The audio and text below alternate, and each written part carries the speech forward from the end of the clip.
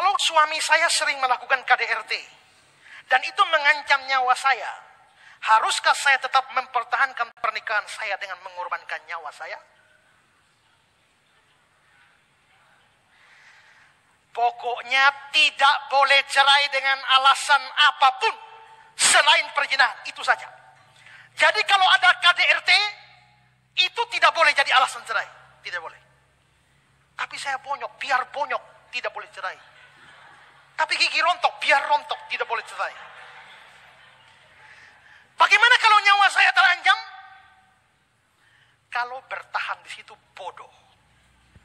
Mengapa bodoh? Amsal 27 ayat 12.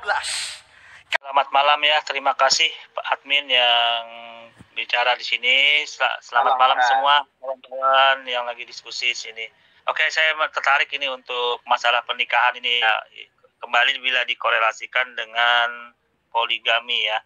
Di dalam ajaran Islam itu apa sih pernikahan itu sudah ikatan lahir batin ya. Dalam semenda perkawinan itu sudah termuat dalam Quran surah Ar-Rum ayat 21. Juga dikorelasikan dalam Quran surah Az-Zariyat ayat 49. Intinya tujuan pernikahan di dalam Islam itu untuk mencapai keridhaan Tuhan. Nah, jadi tentunya untuk mencapai keridhaan Tuhan, apabila ada salah satu pasangan yang tidak sesuai lagi, ya misalkan salah satu pasangan jadi murtad atau berzina, atau ada hal-hal lain yang melanggar dalam hal-hal pernikahan itu, tentunya terjadi perceraian. Itu makanya masih terbuka pintu perceraian dalam Islam untuk keadilan orang tersebut. Nah, ini sebenarnya di dalam Islam menunjukkan keadilan Tuhan. Adanya perceraian itu pun sebenarnya ada, walaupun dibenci oleh sang pencipta juga perceraian itu, tapi tetap membuka peluang.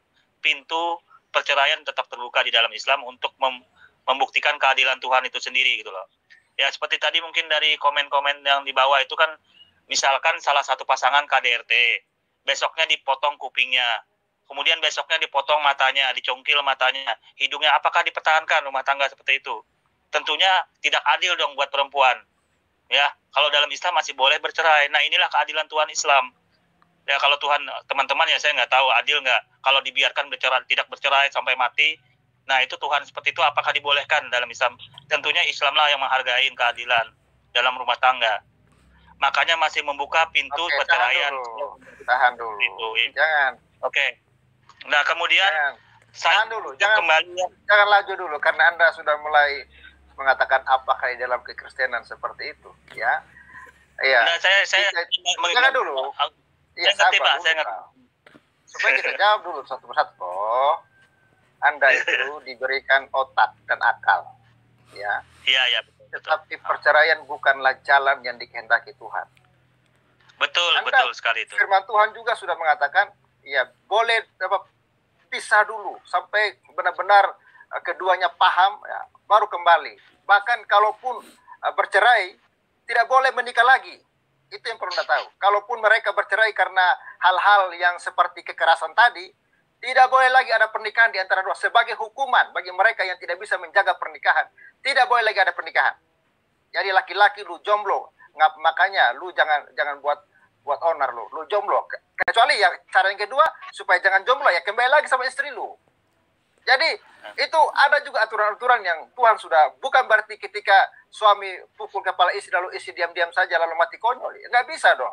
Ada pemerintah yang bisa mengambil keadilan. Tapi bukan dengan cara bercerai sembarang begitu. Karena ketika Anda memilih istri atau suami, itu pilihan Anda sendiri. Anda harus bertanggung jawab dengan pilihan Anda. Jangan Anda salahkan Tuhan. Oh Tuhan, kenapa kau beri laki-laki begini? Goblok. Kamu yang pilih itu laki-laki kok kau bilang salahkan Tuhan lagi. Kamu kok yang pilih itu perempuan, kamu salahkan Tuhan lagi. Nah, jadi itu yang Anda harus pikirkan. Jadi kalau Anda makanya di dalam kekristenan itu tidak ada istilah tiba-tiba kawin, ujung-ujung kawin, tidak kenal siapa laki-lakinya, tidak kenal siapa perempuannya, barangkali dia lebih tua atau lebih muda, barangkali dia pemabuk atau penjahat, jangan-jangan dia teroris, kawin paksa dengan itu, akhirnya terjadi kekerasan dalam rumah tangga. Di dalam kekristenan itu ada dulu perkenalan, saling mengenal, cocok nggak hatinya, kelakuannya diperhatikan, rohaninya bagaimana. Kalau sudah jelas semua itu, baru Anda menikah. Saya yakin kalau makanya harus seiman. Kalau sungguh-sungguh seiman, suaminya takut Tuhan, istrinya takut Tuhan, mustahil terjadi yang namanya kekerasan dalam rumah tangga. fisik loh. Mustahil istri akan potong telinga suami atau sebaliknya. Ya hanya orang-orang yang tidak takut Tuhan. Makanya Alkitab sudah kasih wanti-wanti sebelum Anda ambillah pasangan yang seiman, yang rohani, yang sepadan denganmu. Artinya harus dilihat semua. Bukan tiba-tiba laki-laki tidak tahu dari hutan mana perempuan lalu dikawinkan. Ya bakal lain lah. Otak lu di mana sih? Nah, makanya inilah di dalam Kristen. Jadi kalau Anda memberikan analogi sekasar itu tentang pernikahan kekristenan, ya Anda salah besar. Nah, Oke, terima kasih. Jadi begini media channel, Anda harus bisa membedakan konsep kekristenan dan konsep agama saudara. Konsep saya ngerti. kekristenan, tunggu dulu sebentar. Konsep kekristenan, ajaran Kristus, tidak ada istilah excuse. Tidak ada seperti yang kamu nyatakan seperti itu. Makanya di dalam konsep kekristenan tadi saya bilang, diajarkan sebelum menikah berdoa dulu. Jangan engkau mengandalkan kekuatanmu sendiri. Minta doa, bimbingan Tuhan. Apakah dia benar jodohku atau tidak. Kalau itu yang diandalkan, kalau memang laki-laki atau perempuan itu bukan jodohnya, akan terjadi proses pemutusan. Yang menjadi masalah, sering di dalam pernikahan, tidak melibatkan Tuhan dalam keputusannya. Mengandalkan kepada pemikirannya sendiri. Jadi Anda harus sadar, kekristenan itu adalah pernikahan itu adalah kudus. Pernikahan itu adalah perjanjian ilahi. Bukan perjanjian kedagingan. Kalau tidak ada istri udah sakit, kawin lagi. Bukan begitu kekristenan. Kalau istrimu sakit, tinggalkan, kawin lagi. Karena dia sudah sakit, karena kebutuhan jasmaniku tidak bisa. Itulah ajaran sesat bagi kami. Makanya di dalam pernikahan itu dibilang, apakah kau mencintai istrimu dalam keadaan susah atau senang? Itu dikasih tahu. Itu dalam pernikahan. Apakah dalam keadaan susah atau senang, atau dalam keadaan sakit atau sehat, itu dinyatakan, dijanjikan. Beda, makanya Anda itu kalau berkomentar, makanya sekali lagi saya bilang, dalam kekristenan itu tidak ada excuse. Jelas, pasti, semuanya jamin, pasti. Tidak ada, mudah-mudahan tidak ada excuse. Oke, terima kasih Bang Franky. Ini Madia tanggapin sedikit. Ya, Madia tanggapin sedikit. Pernikahan di dalam Islam itu sebenarnya monogami. Kalau poligami itu pintu darurat untuk keadilan Tuhan juga dan keadilan pasangan itu juga sebenarnya. Misalkan pasangan itu tidak punya anak, masa sampai mati dia nggak boleh kawin. Nah ini berarti Tuhan nggak adil gitu loh. Ya Tuhan ini membedakan, ini membedakan konsep kalian sama kami. Ini yang membedakan konsep kekristenan. Ya, begini ngomong pembedanya. Kita tanggapin. Ya, dalam Islam ini dia Tuhan itu maha adil. Ini contoh pandangan Islam. Contoh Tuhan itu maha adil. Pernikahan juga itu menuju keadilan Tuhan. Kalau misalkan pasangan ini kan pribadi lah, oknum pribadi masing-masing nih. Pasti kita tidak bisa menahan dong. Pasti ada yang berbuat tidak baik. KDRT macam-macam. Nah, itu hal wajar dalam manusia itu yang banyak itu hal wajar. Akan tetapi Tuhan mempunyai rule at game. Jadi posisinya itu Tuhan masih membuka peluang perceraian. Nah, kalau ajaran Kristen kan saklek nih, tidak membuka pintu perceraian. Nah, berarti Tuhan nggak adil. Itu masalahnya kawan gitu loh. Kalau masalah perbuatan pribadi itu nggak masalah. Yang jadi masalah kan perbuatan sakleknya ini. Klaim sepihak nggak boleh cerai ini loh. Itu saja sebenarnya yang membuat perbedaan antara Tuhan Islam dengan... dulu. Iya, itulah bedanya dengan Islam. Makanya di dalam Kristen, pernikahan itu bukan main-main, bukan uji coba. Bukan tiba-tiba kami. Makanya Tuhan sudah mengatakan, carilah yang sepadan denganmu. Makanya ketika menikah itu diperhatikan bibit bobot laki-laki ini. Rohaninya bagaimana. Karena ketika Anda salah pilih, Anda harus bertanggung jawab dengan pilihanmu. Jangan jadi orang yang tidak bertanggung jawab. Makanya Islam mengajarkan kepada Anda, jadi orang yang tidak tahu bertanggung jawab dengan pilihannya.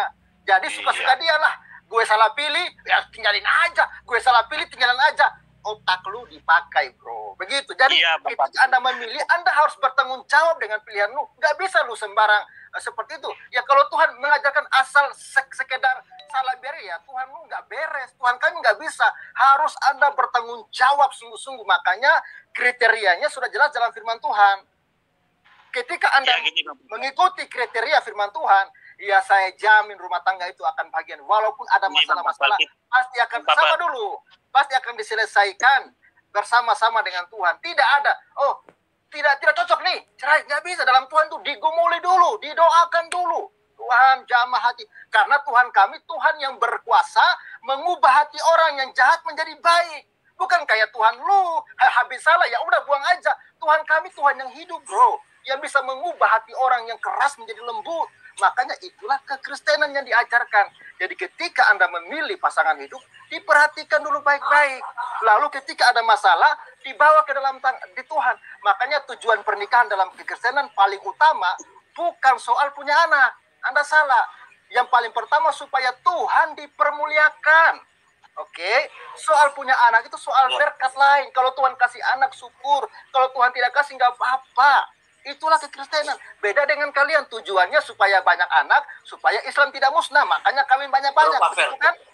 Nah itu, sabar dulu Anda. Karena Anda sudah mencoba-coba mengatakan Kristen segala macam. Jadi saya mau kasih tahu Anda, perbedaannya di situ. Jadi jangan Anda coba-coba mengklaim bahwa Tuhan kami tidak adil. Otak lu yang tidak adil. Karena kamu selalu diajak tidak bertanggung jawab dengan hidup ini. Kalau salah ya dibiarin. Kalau anak saya murtad, halalkan darahnya. Otak lu orang tua bertanggung jawab dong, didik dia supaya jadi orang yang berakhlak, jadi orang Islam yang baik. Masa karena dia murtad lalu bunuh dia? Itu kan ciri-ciri orang yang tidak bertanggung jawab gitu, bro. Jadi bro, coba kalau berkomentar itu yang waras begitu. Jangan sembarang komentar. Gini, Bang Papel, maksudnya nggak adil ini. Gini lah Bang Papel, hal apapun itu kan itu ada rule at game-nya. Dalam Islam itu semua ditentukan. Hal-hal terburuk itu terjadi perceraian pun ditentukan. Nah ini diatur keistimewaannya Islam tuh di situ. Nah kalau misalkan terjadi fakta yang seperti itu gimana?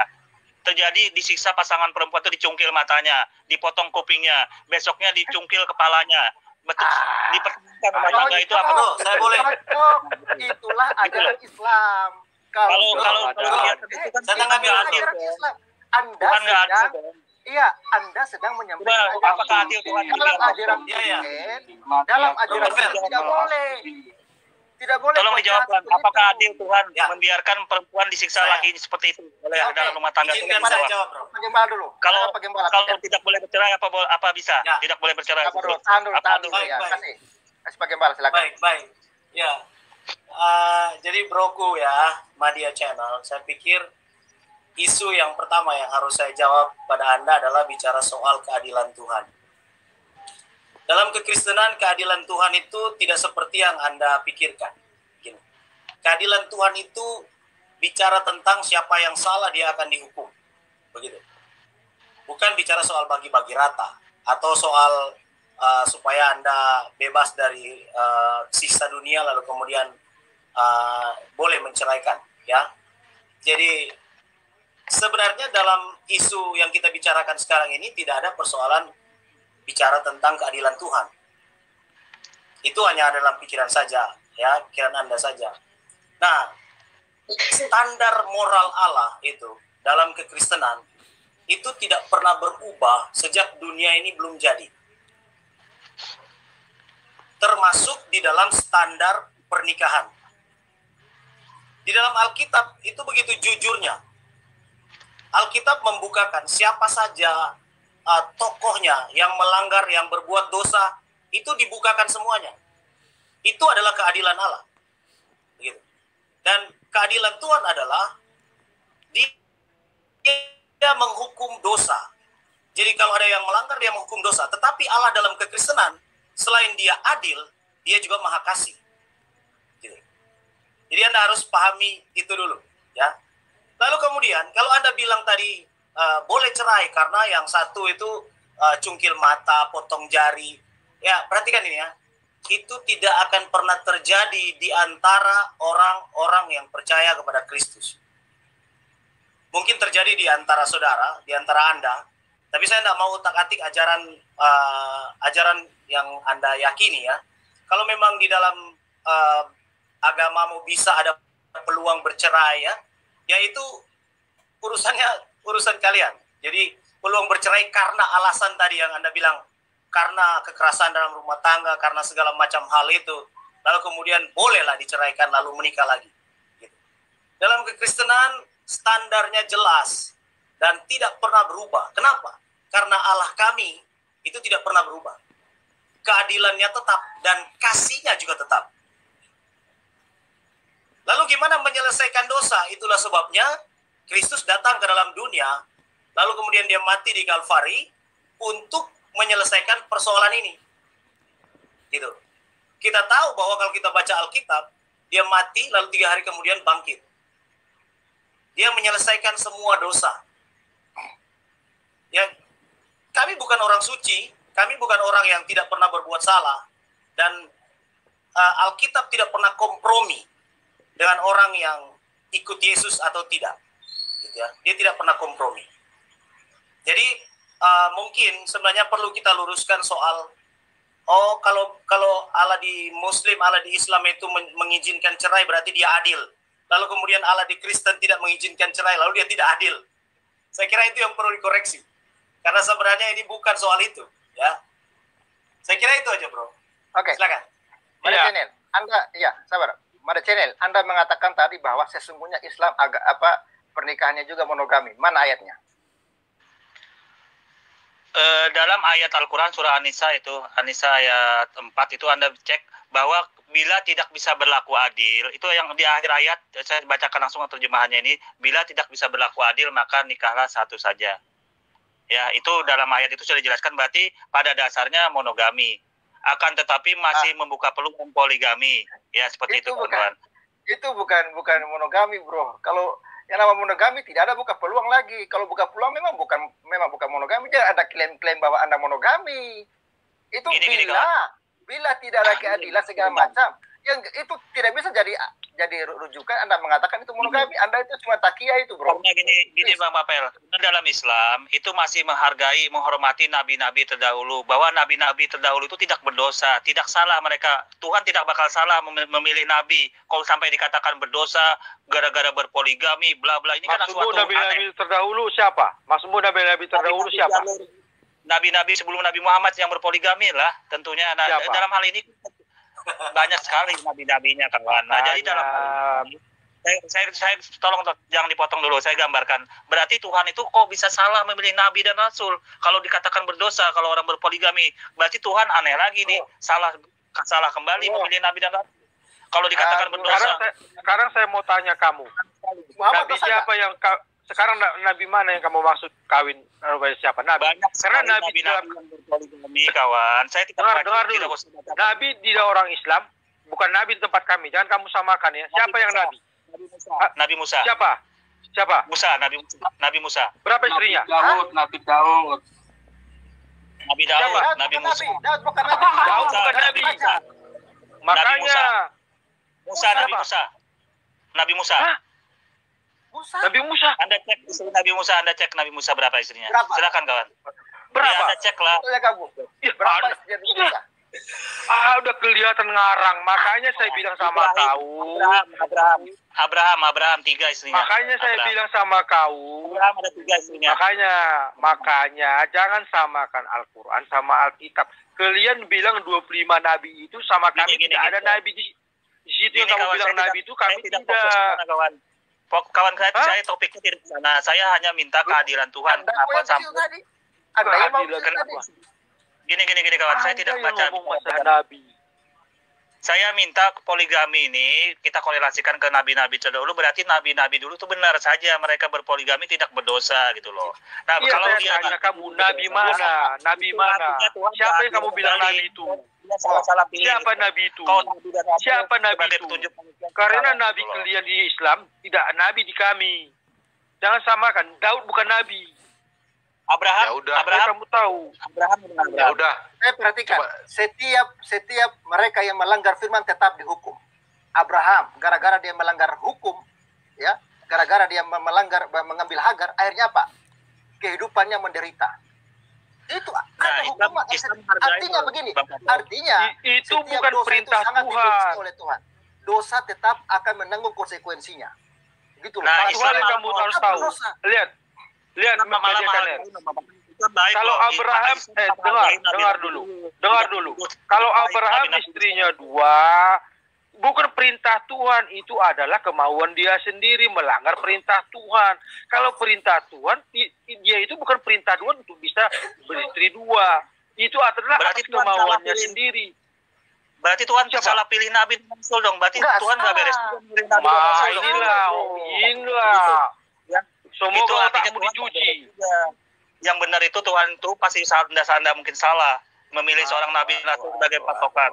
Tidak mungkin dia salah, apalagi diturunkan kitab suci. Ya. Siapa yang Itu, bilang? Siapa yang bilang kalau Tuhan salah pilih Nabi? Siapa yang bilang itu? Loh, buktinya Anda tuduh dia berzina, berdosa bagaimana? Ya jelas Sampai berdosa, Pak. Anda dulu menuduh tidak baik, berpoligami, berdosa, itu kan Memang suatu Bro, saya jawab dulu, bro. Aduh, kacau, Madia ini ngaco sekali. Nah, ini sebagai gambaran informasi Islam seperti itu, kawan. Kita hanya berbagi wawasan saja, Bang Papel. Artinya gini, Islam itu masih menghargai nabi-nabi yang dahulu, masih menghormati, memuja beliau. Ini keistimewaannya Islam sebenarnya. Oke, masih oke. menghargai Tahan dulu, Madia. nabi dahulu. Tahan dulu, Tidak kalau Anda masih mau Ya. tahan dulu lah. Tahan dulu, masih ada Muhammad Kace, masih ada Bona. Silakan Pak Bona dulu, baru ke Muhammad Kace. Silakan Pak Bona. Bona. Oke. Ya.